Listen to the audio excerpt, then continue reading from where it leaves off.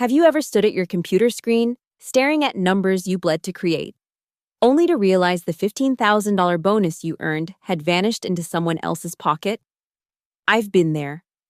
And when I discovered my own boss was the thief, I knew I couldn't let it slide. I didn't scream. I didn't cry. I opened my contract files and found a weapon called the 90-day clause. That's when the game of revenge began. My name is Claire Donovan, and at 32, I'd already earned my stripes in the corporate battlefield of Silver Point Solutions, a tech consulting firm nestled in downtown Denver. The glass towers reflected the Colorado sun like promises of success, but inside, it was a different story entirely. Our office was a monument to modern corporate aesthetics.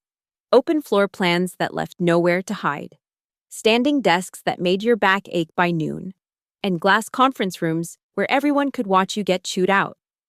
The walls were covered with motivational posters about synergy and innovation, but the real motto should have been survive or get devoured. I worked as a client relationship manager, which sounds fancy until you realize it means I'm the one who gets screamed at when code doesn't compile, deadlines slip, or budgets explode. But here's the thing, I was damn good at it. While others buckled under pressure, I thrived. I could talk a client off a ledge, salvage a contract everyone thought was dead, and somehow make them sign on for another year. My colleagues called it magic. I called it reading people and knowing exactly which buttons to push. The morning commute from my Capitol Hill apartment took exactly 18 minutes if I caught the lights right. I'd arrive at 7:30, sharp, an hour before most people, armed with my large cold brew and noise-canceling headphones. That early morning quiet was sacred. The only time I could actually think without someone breathing down my neck about KPIs, conversion rates, or client satisfaction scores. The office ecosystem was a delicate balance of ambition and paranoia. Everyone smiled at each other in the break room while secretly calculating who posed the biggest threat to their next promotion. Trust was a luxury nobody could afford. We had the eager interns who still believed hard work guaranteed success, the middle managers desperately clinging to their small kingdoms, and the C-suite executives who communicated primarily through terse emails and disapproving glances. Then there was Richard Hale. Richard was our sales director, though corporate shark would be a more accurate title. At 45, he had that particular blend of charm and ruthlessness that corporate America rewards so generously. Salt and pepper hair always perfectly styled, designer suits that cost more than most people's monthly rent, and a smile that never quite reached his eyes. He'd been with Silver Point for 8 years, climbing the ladder by stepping on anyone who got in his way. Richard had this way of making you feel like you were his favorite person in the world until you weren't useful anymore. He'd lean against your desk, coffee in hand, asking about your weekend plans like he actually cared. But I'd seen him fire people with that same friendly smile, explaining how it was nothing personal, just business optimization. He managed our team with a combination of impossible deadlines and backhanded compliments. "Claire, fantastic job on the Morrison account," he'd say in meetings, then add, "though I'm surprised it took you 3 weeks to close it." Everything was a test, every interaction a power play. The thing about Richard was that he was smart, dangerously smart. He knew exactly how much pressure each person could take before breaking. He knew who to praise publicly and who to criticize. He knew how to take credit for successes and deflect blame for failures. Most importantly, he knew how to make the higher-ups believe he was indispensable. I'd worked under him for 3 years, watching him maneuver through office politics like a chess grandmaster. I'd learned to document everything, save every email, and never, ever trust his verbal promises.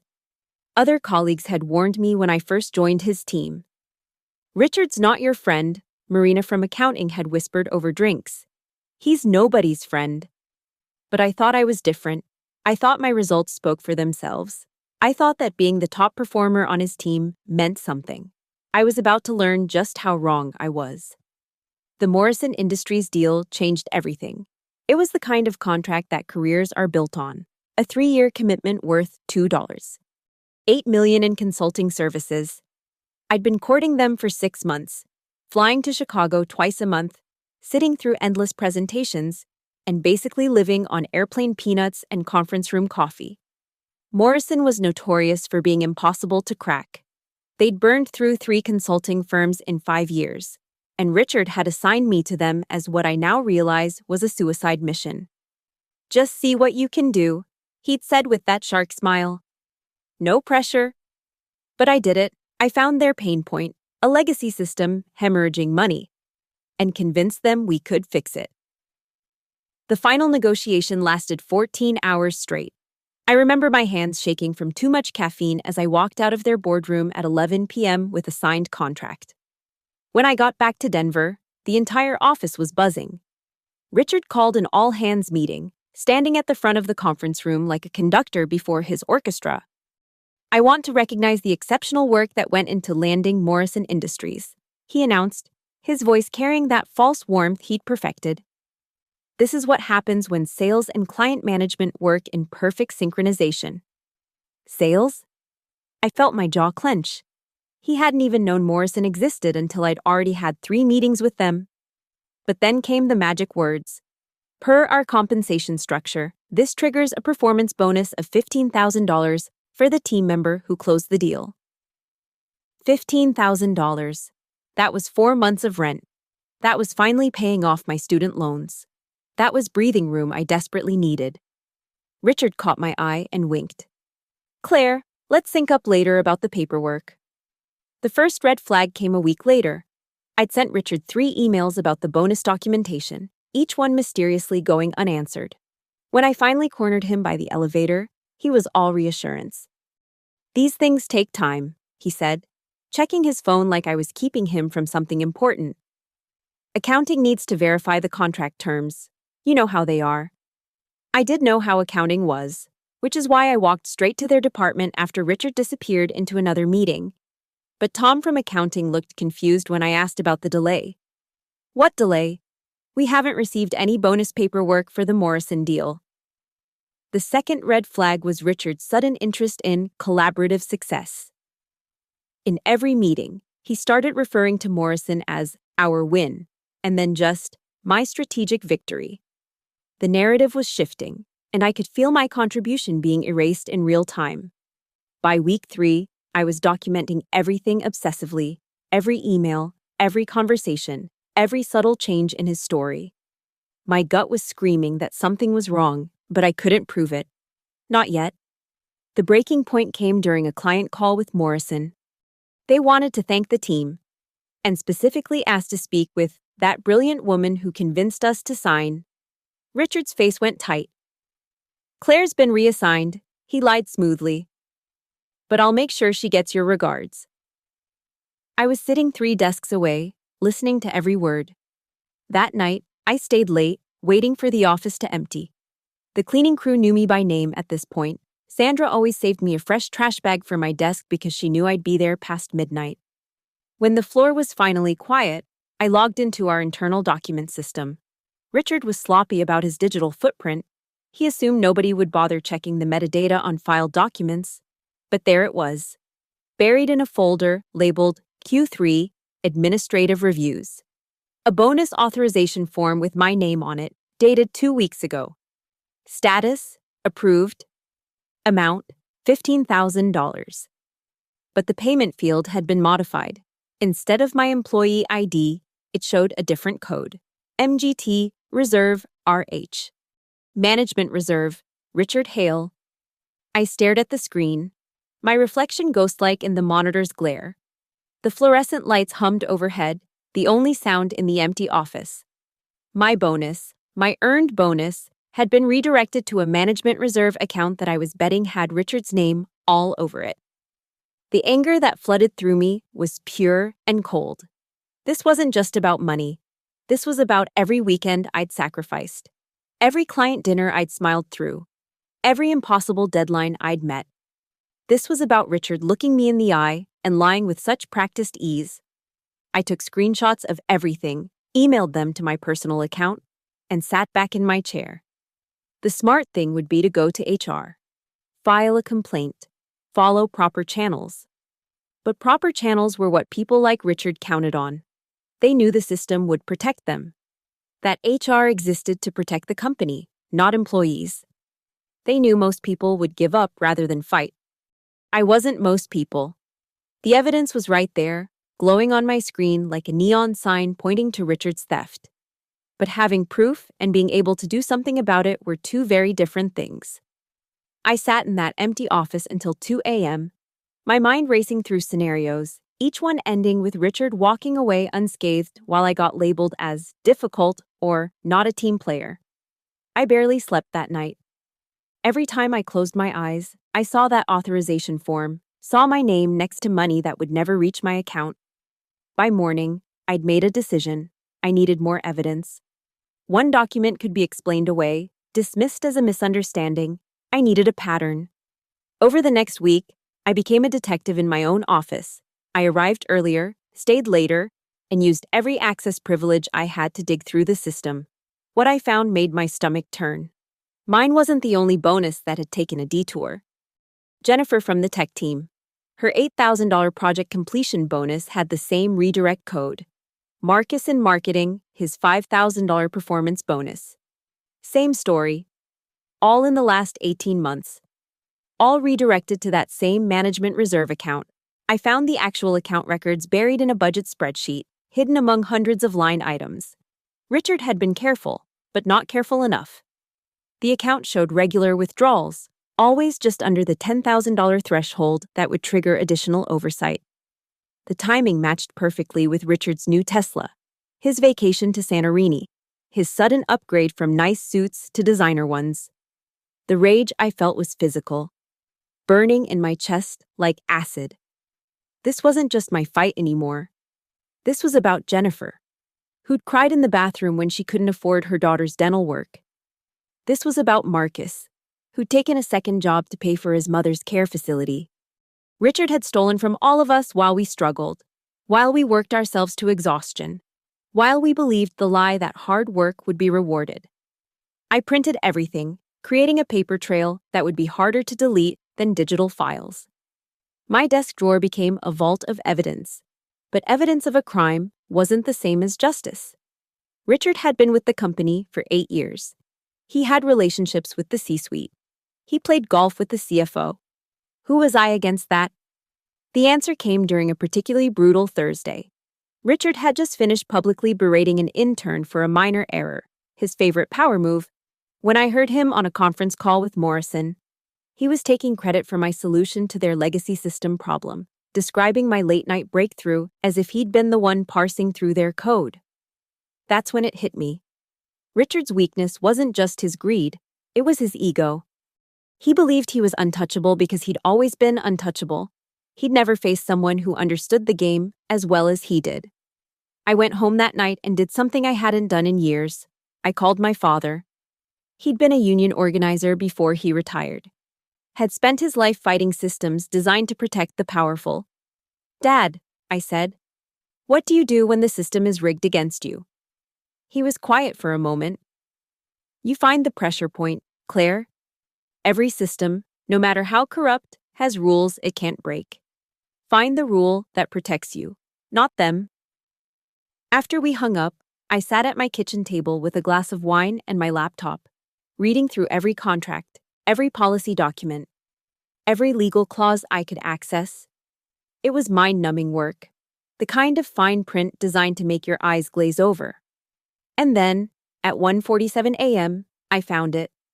It was in the Morrison contract, Section 47B, Subsection 3, tucked between payment schedules and liability clauses. The 90-day clause. I read it 3 times to make sure I understood it correctly. In the event that the consulting firm fails to maintain ethical standards in profit distribution and employee compensation as outlined in Schedule K, the client reserves the right to freeze all payments for a 90-day review period. Schedule K referenced fair distribution of performance-based compensation. It was there to protect Morrison from partnering with firms that might have internal instability due to compensation disputes.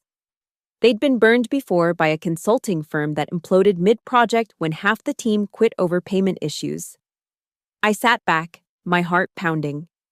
This wasn't just about getting my bonus anymore. This was about bringing down Richard's entire house of cards. If Morrison invoked this clause, it would freeze $2.8 million in payments. The quarterly reports would be destroyed. The board would demand answers. Richard thought he was a shark.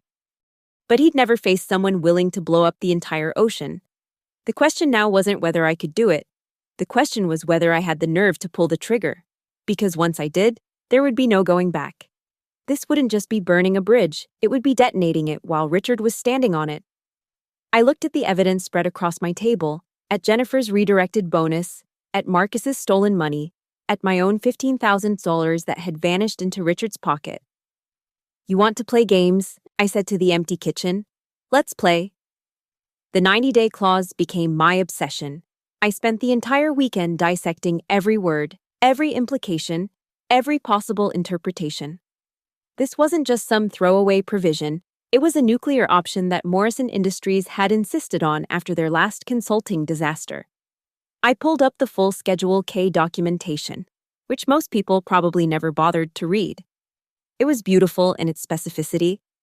Any firm working with Morrison had to demonstrate transparent and ethical compensation practices with documented evidence of performance-based payment distribution.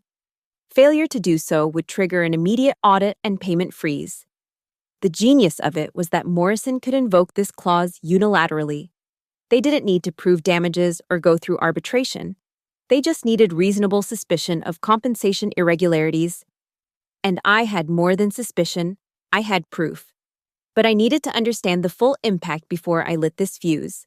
I dove into our financial reports, the ones they shared during quarterly all-hands meetings. Morrison represented 18% of our total revenue.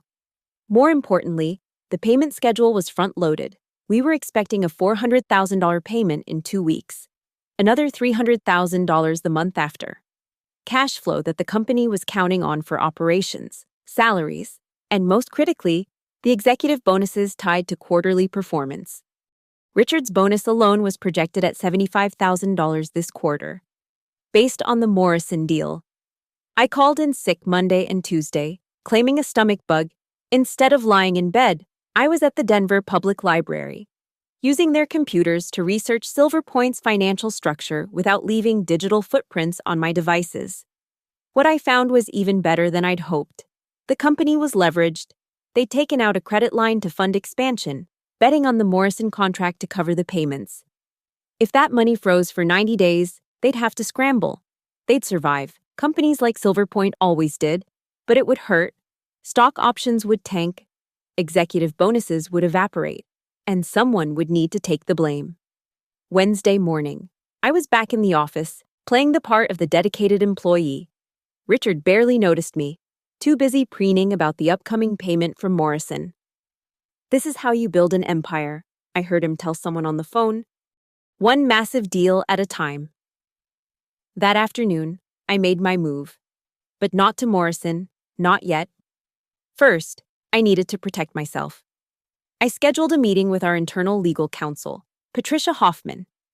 Patricia was one of those rare corporate lawyers who actually cared about the law more than office politics. She'd been with the company for 15 years, had seen everything, and had a reputation for brutal honesty. "I need to understand something about our client contracts," I said, keeping my voice casual. "Specifically, the ethics clauses." Patricia raised an eyebrow. "That's an unusual interest for a client relationship manager." "Morrison has been asking questions." I lied smoothly.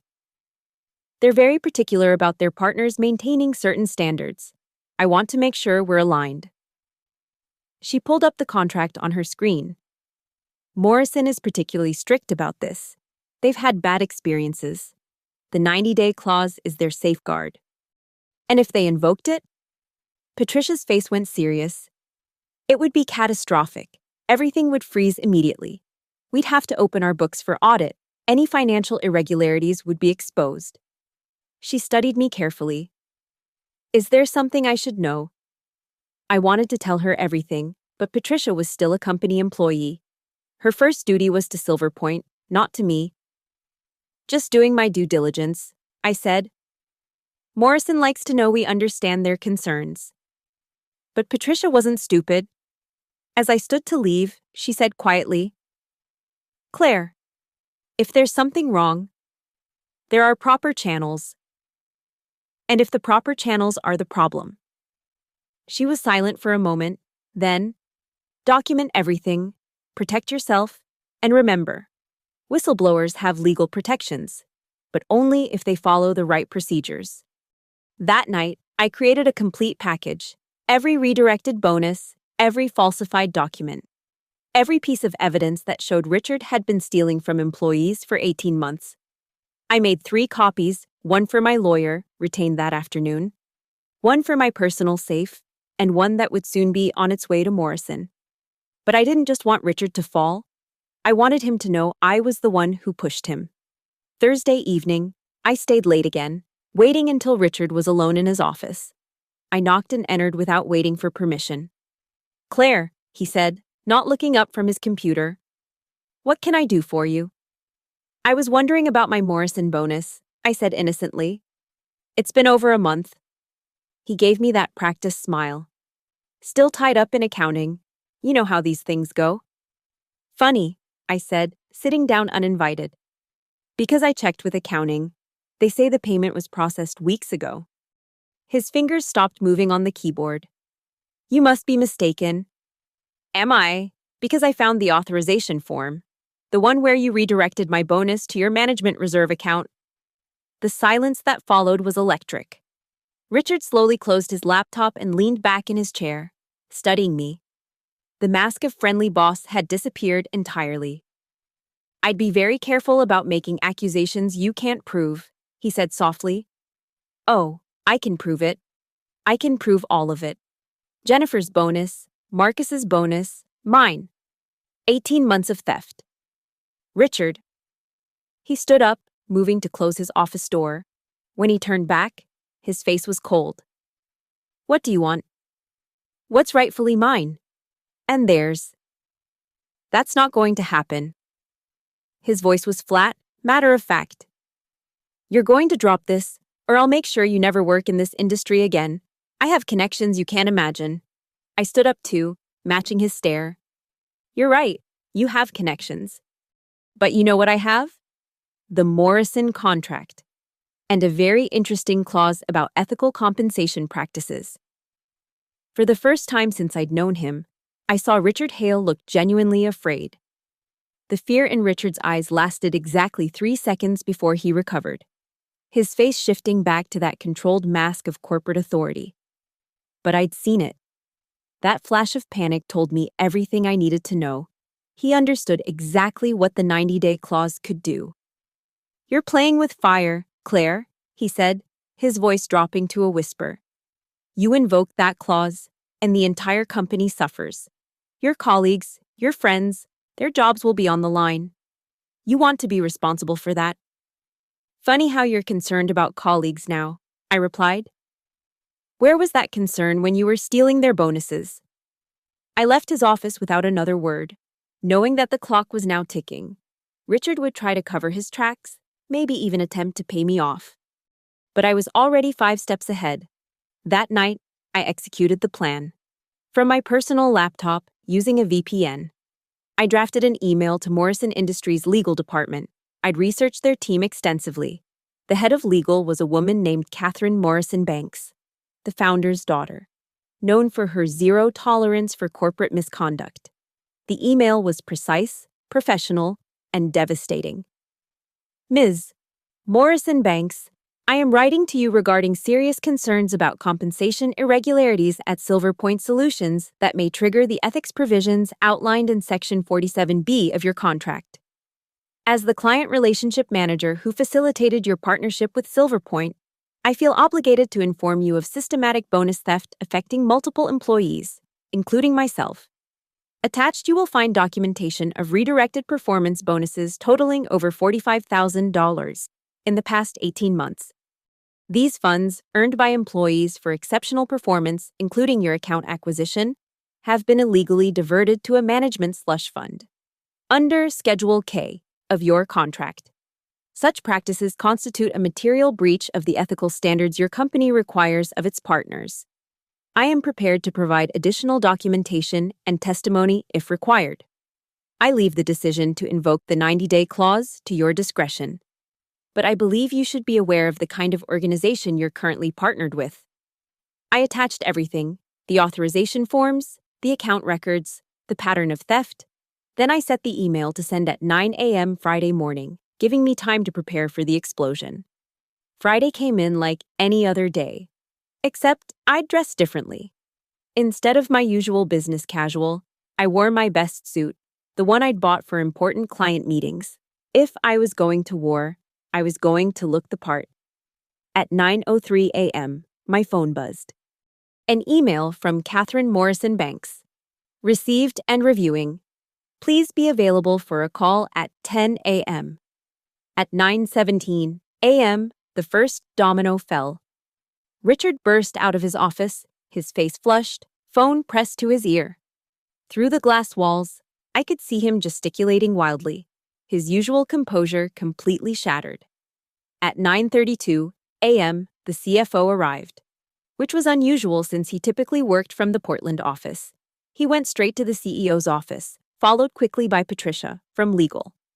At 9:48 a.m., my desk phone rang. It was Patricia. Claire, we need you in conference room A. Now. The walk to the conference room felt like a mile.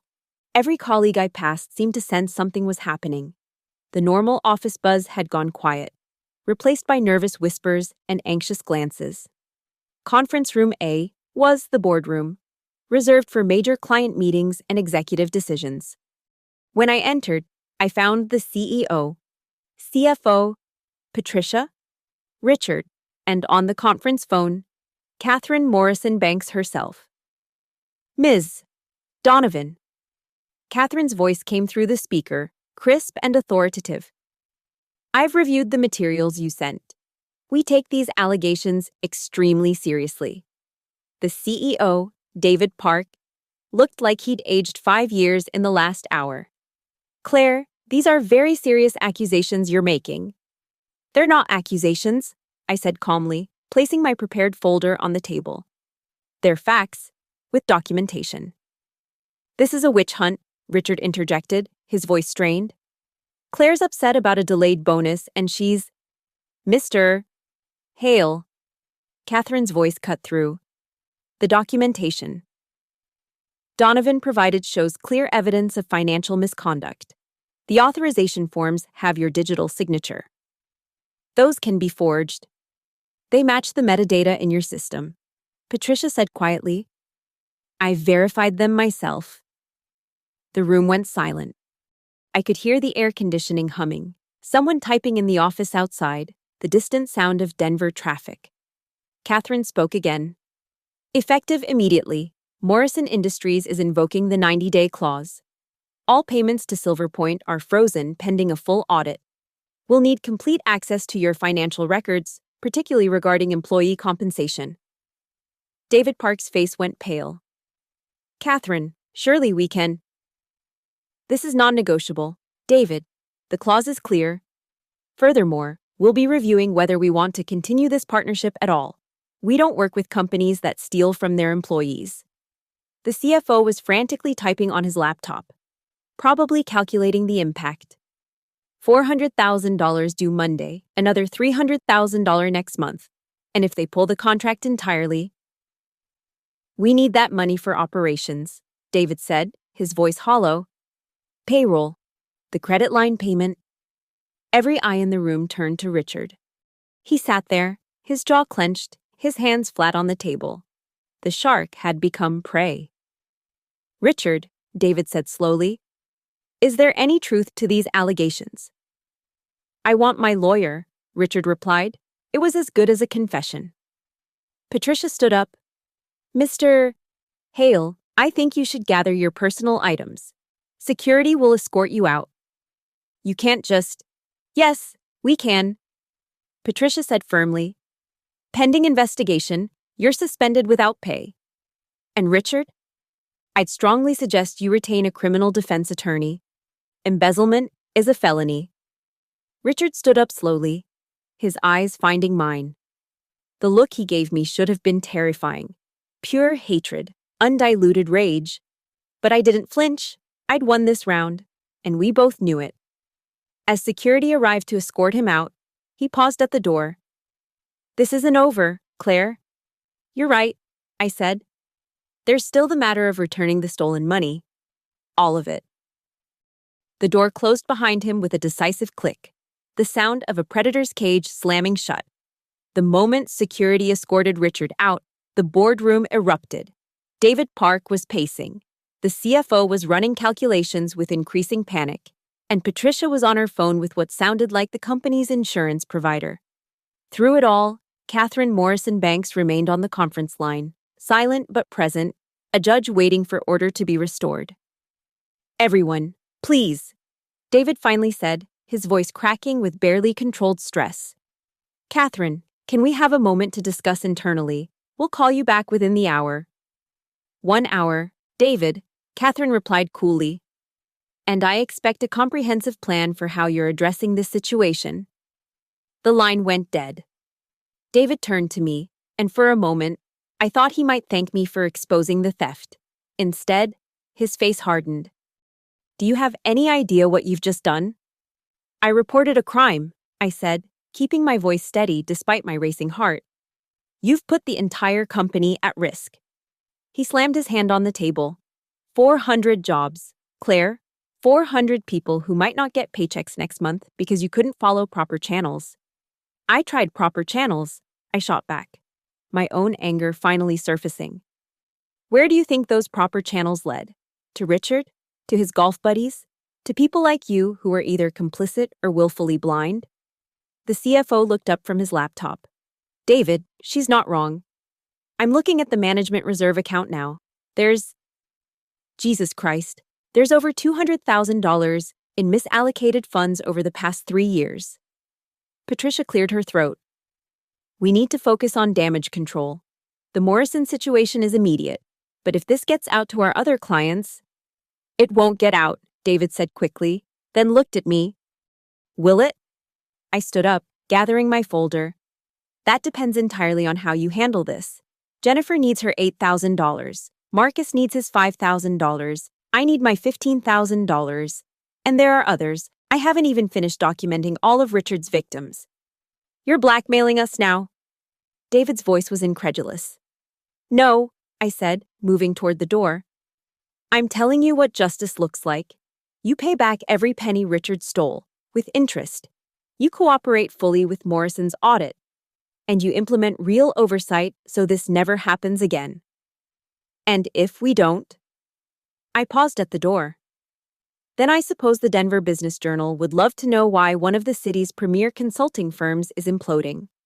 I'm sure your competitors would find it fascinating too." The truth was, I was bluffing. I was exhausted, emotionally drained, and terrified of what would come next. But they didn't need to know that. Within an hour, my desk phone was ringing nonstop. Colleagues who'd been afraid to speak up were suddenly finding their voices. "Is it true about Richard?"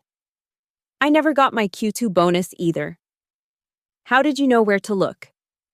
I ignored most of the calls, but I answered when Jennifer called. She was crying. "Claire, is it real? Are we actually going to get our money back?" "We are," I promised, even though I wasn't entirely sure. "We're going to get every penny." By lunch, the office was in full crisis mode. An emergency all-hands meeting was called for 2 p.m. The rumors were flying. Richard had been arrested. The company was bankrupt. Morrison was suing us. None of it was true, but panic has its own momentum. At 1:45 p.m., Patricia appeared at my desk. "David wants to see you before the meeting." Back in the boardroom, David looked like he'd been through a war. His tie was loosened, his usually perfect hair was disheveled, and there were coffee stains on his shirt. "Morrison is willing to continue the contract," he said without preamble. "But they have conditions." "Which are?" "Full restitution to all affected employees within 30 days, an independent audit of all compensation practices, and..." He paused, clearly struggling with the next part. "They want you to remain as their primary contact." I blinked. "Excuse me?" Catherine Morrison Banks was very impressed with your integrity. She says you're the only person at Silver Point she trusts. If you leave or are pushed out, they walk. The irony was delicious. They couldn't fire me now even if they wanted to. I was holding $2.8 million hostage just by existing. There's more, David continued. The board has decided to press criminal charges against Richard. We need your full cooperation as a witness. You'll have it. He stood up, extending his hand. Claire, I owe you an apology. We failed you and others. That's on me. I looked at his hand for a moment before shaking it. Apologies are nice, David, but I'll believe you mean it when I see real change. The all-hands meeting was surreal. David announced Richard's termination for serious violations of company policy, promised a full investigation, and assured everyone that the company would survive this crisis. He didn't mention my name, but everyone knew. The looks I got ranged from admiration to fear to outright resentment from some of Richard's allies. After the meeting, Marcus found me in the break room. Was it you? He asked quietly. Did you bring him down? We brought him down, I corrected. Every person he stole from, every employee who knew something was wrong but felt powerless. We all brought him down. He nodded slowly, then said something I'll never forget. You know there will be retaliation, right? Maybe not today, maybe not from the company, but Richard has friends. Powerful friends. Let them come, I said, pouring myself another coffee with hands that barely shook. I'm done being afraid. But as I walked back to my desk, passing the empty office that had been Richard's kingdom just hours ago, I knew Marcus was right. This victory was just the beginning of a longer war. Richard Hale didn't become a corporate shark by accepting defeat gracefully. The question was, what would he do next? The following week was a masterclass in watching a predator become prey. Richard's carefully constructed empire crumbled piece by piece, and I had a front-row seat to every devastating moment. Monday morning, the forensic accountants arrived.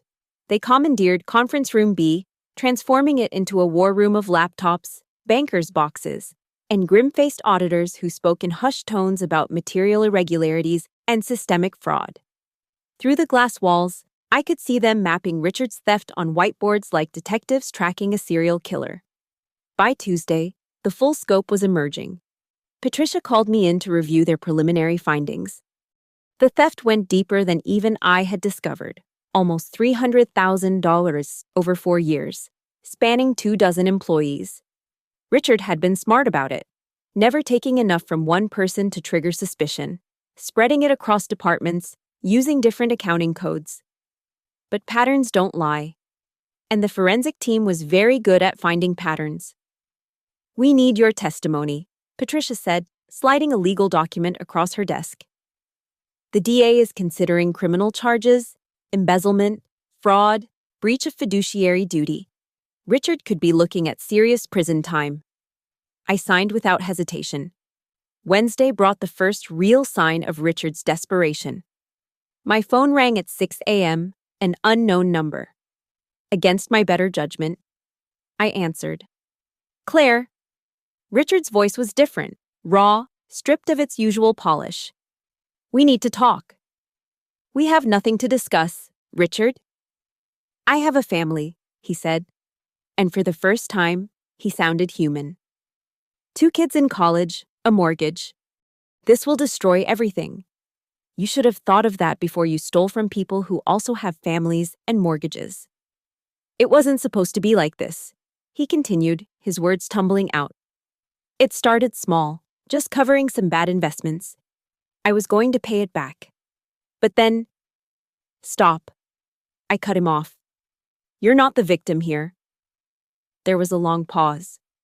When he spoke again, the vulnerability was gone, replaced by something darker. You think you've won? You have no idea what you've started. I have connections, Claire. People who owe me favors. This isn't over. Are you threatening me? I'm telling you how the world works. You're going to wish you'd taken my offer when you had the chance. The line went dead. I immediately forwarded the call recording to Patricia and my lawyer. Yes, I'd recorded it. I wasn't stupid. Thursday was when Richard made his fatal mistake. In his desperation to salvage something, he reached out to Morrison Industries directly, trying to convince them that I had manipulated the evidence, that I was the real thief setting him up. But Catherine Morrison Banks wasn't just smart, she was methodical. She forwarded his rambling emails directly to our legal team and the DA's office. Patricia showed me the emails, shaking her head. He's lost it completely. He's accusing you of hacking, forgery, conspiracy. He even claims you seduced him to gain access to his accounts. Seduced him? I laughed, but it was bitter. I barely managed not to vomit every time he touched my shoulder in meetings. But Richard's accusations, wild as they were, had accomplished something. They'd shown everyone exactly who he really was. The polished executive mask had finally slipped, revealing the desperate, cornered animal beneath. Friday afternoon. The other shoe dropped. The DA's office issued an arrest warrant. I wasn't there when they took him.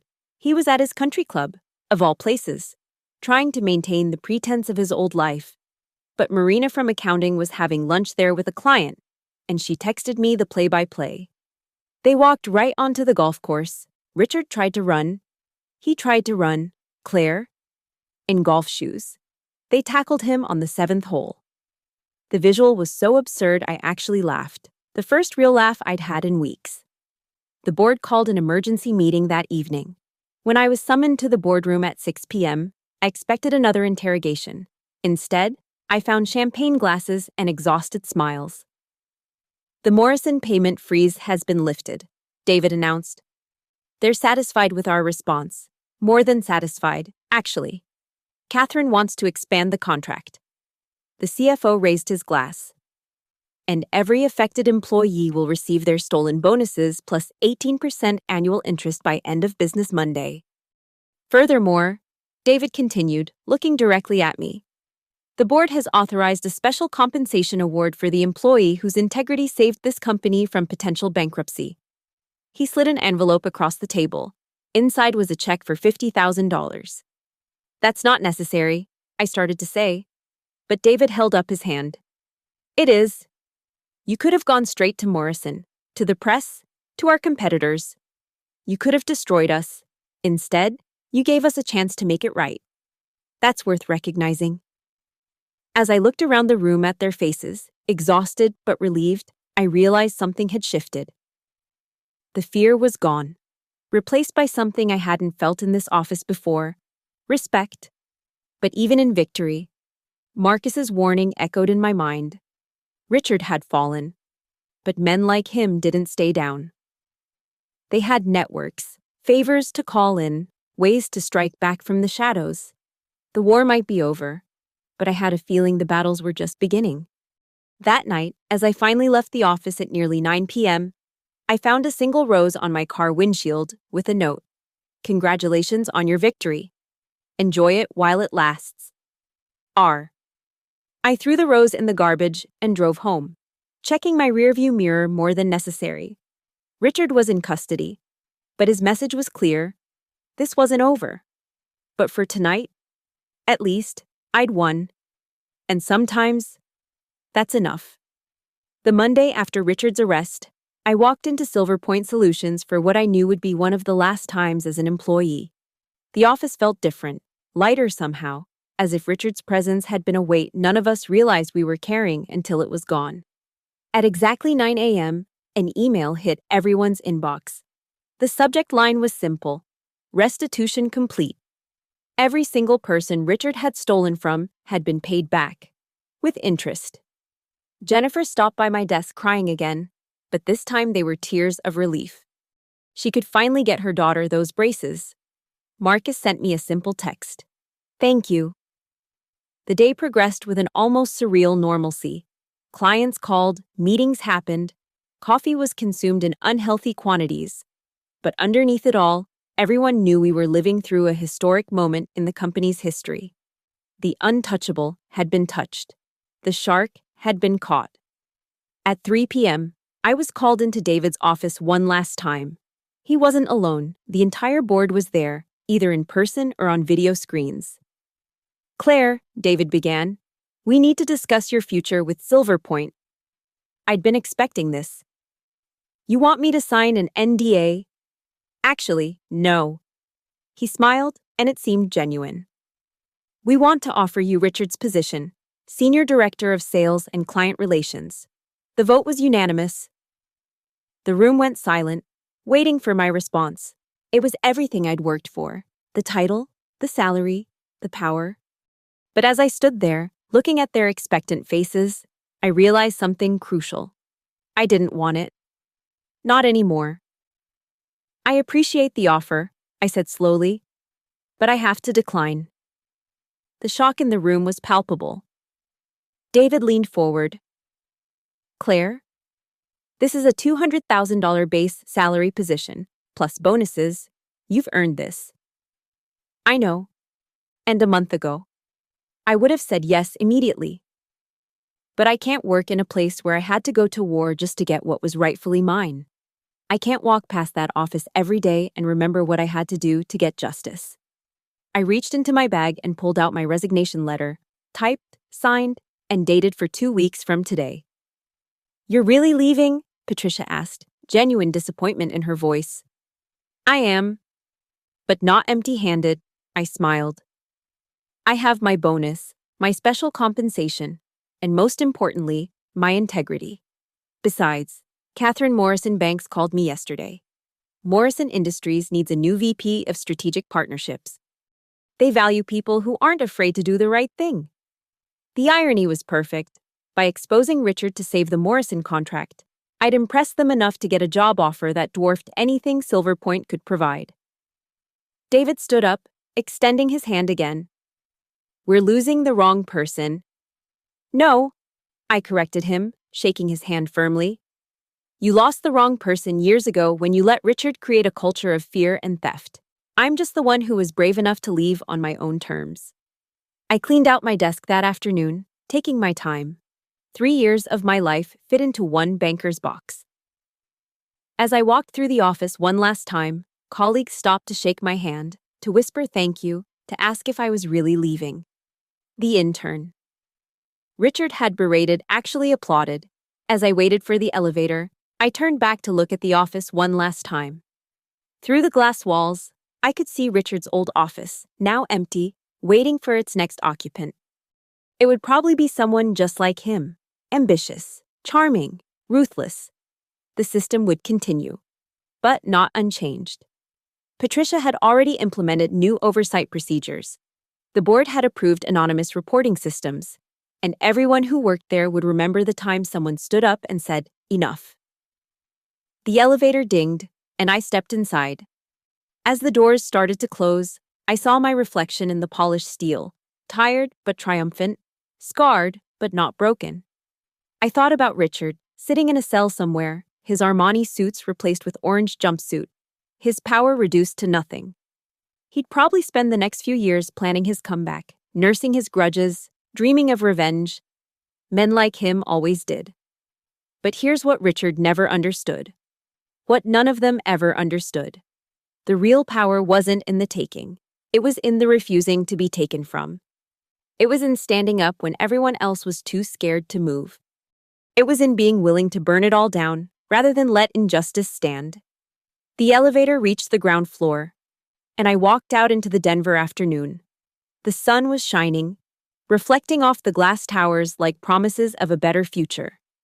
In my pocket, my phone buzzed with a contract from Morrison Industries, a new beginning, earned not through politics or manipulation, but through pure, unbending integrity. I stood there for a moment, feeling the weight of what I'd accomplished. $15,000. That's all this had started over. Just numbers on a spreadsheet to Richard. But to me, it had been rent, food, dignity, and refusing to let him take it had led to his complete destruction. As I walked to my car, I passed a coffee shop where a young woman in a cheap suit was clearly on a phone interview. Her resume spread on the table, her face tight with nervous hope. I recognized that hunger, that desperation to succeed in a system designed to consume you. I thought about going in, telling her to be careful, to document everything, to never trust anyone completely. But she'd learned those lessons her own way, just like I had. My phone rang. Catherine Morrison Banks. Claire, I wanted to confirm you're starting Monday. I'll be there, I said, watching the city move around me. Good. We need people like you. People who understand that business isn't just about profits, it's about principles. After we hung up, I sat in my car for a moment, looking up at the Silver Point building one last time. In the end, Richard had been right about one thing. This was how the world worked. The powerful took from the powerless, and everyone pretended not to notice. But he'd been wrong about something else. He'd said I didn't understand the game. The truth was, I understood it perfectly. I just refused to play by his rules. The engine started with a purr, and I pulled out into traffic. Somewhere behind me, a company was rebuilding. Somewhere across town, a man was facing the consequences of his greed. And somewhere ahead of me, a new future was waiting. $15,000. That's what my integrity had been worth to Richard.